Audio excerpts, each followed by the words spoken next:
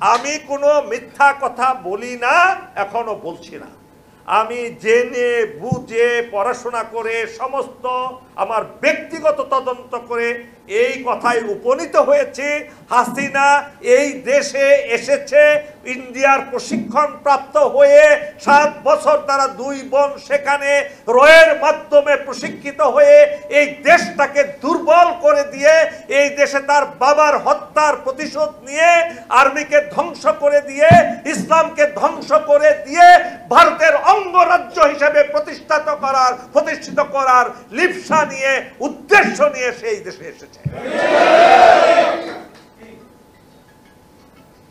প্রিয় Saudi Mondal, please phone বন্ধ করবেন। ফোন যদি আর এখানে ফোন অন করে আপনার বের হয়ে যান, আপনাদের দরকার নাই, সাইলেন্ট করে দেন। ওই আপনার কাছে এত গুরুত্বপূর্ণ হাসিনার সেই বিষাক্ত বলে আপনার ধ্বংসিত হয়েছেন।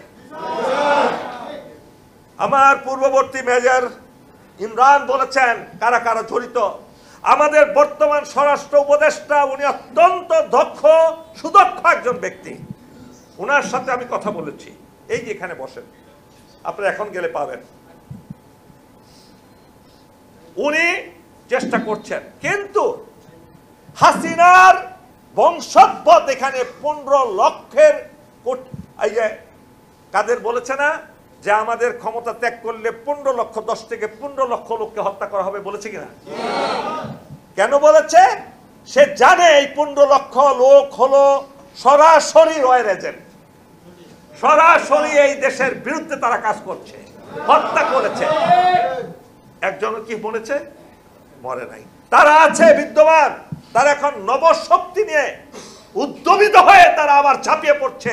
স্টুডেন্টরা ঢাকা কলেজ, সিটি কলেজ মারামারি করে কি এমনি এমনি তাদের উস্কানিতে টাকা খেয়ে তিতুমির কলেজ থেকে ওই দিন বের হয়েছে। তারা কেন পুরো রাস্তা আটকে দিল? কারা? এদের পিছনে টাকা দিয়ে উচ্ছৃঙ্খল ছেলে মেয়েদেরকে তারা উস্কিয়ে দিচ্ছে। ষড়যন্ত্র এখানে থেমে নেই। আপনারা জানেন চট্টগ্রাম থেকে এই দেশকে আলাদা করার জন্য প্রকাশ্যে তারা তাদের মিডিয়াতে প্রচারণা চালাচ্ছে। এটা তাদের রাষ্ট্রীয় সিদ্ধান্ত। তারা এখানে শেষ নয়, আমাদের দেশকে দখল করার জন্য এমন কোনো কাজ নাই যা তারা করছে না। প্রিয় ভাই বোনেরা, মনে রাখবেন, আমাদের দেশের ঐক্যকে বিনষ্ট করার জন্য বর্তমান অন্তর্বর্তীকালীন সরকারকে কাজ না করতে দেওয়ার জন্য, সেনাবাহিনীকে বিতর্কিত করার জন্য একদল চাটা গোলাম তারা কঠিন যুদ্ধে নেমেছে বাংলাদেশে। আমাদের প্রিয় বাংলাদেশ সেনাবাহিনী জেনারেল ওয়াকারুজ্জামান অত্যন্ত দেশপ্রেমিক এবং সাহসী ইমানদার একজন সেনানায়ক।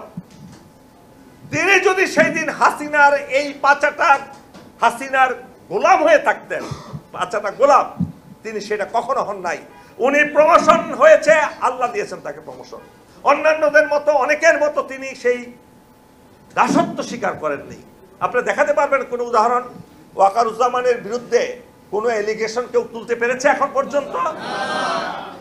না না, তাকে ডিফেম করার জন্য, সেনাবাহিনীকে দুর্বল করার জন্য কিছু কিছু লোক শুধু মিথ্যাচার করছে। হ্যাঁ, অপরাধ করছে শুধু কেন? এই আর্মির কয়েকজন জেনারেল, আপনি এই সেক্রেটারিয়েটে দেখেন কয়েক হাজার সেক্রেটারি পাবেন যারা হাজার হাজার কোটি টাকার মালিক হয়েছে, এই দেশকে বিক্রি করে দেওয়ার সমস্ত পন্থা করেছে তারা। চুক্তিকে আর্মির লোকেরা করেছে ইন্ডিয়ার সাথে, সেক্রেটারি লিখে দিয়েছে, মন্ত্রী সাইন করেছে।